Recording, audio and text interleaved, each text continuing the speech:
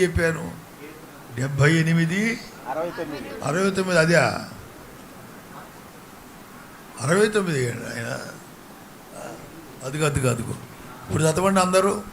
తాను అంతరిక్షమును కట్టినట్లు తాను భూమిని నిత్యముగా స్థాపించినట్లు ఆయన తన పరిశుద్ధ మందిరమును కట్టించెను. స్తోత్రం చెప్పండి. ఇప్పుడు అంటే అంతరిక్షం ఉండేంత వరకు, భూమి నిలుచునే వరకు ఈ మందిరం కూడా నిలబడి ఉంటుంది. చెప్పండి.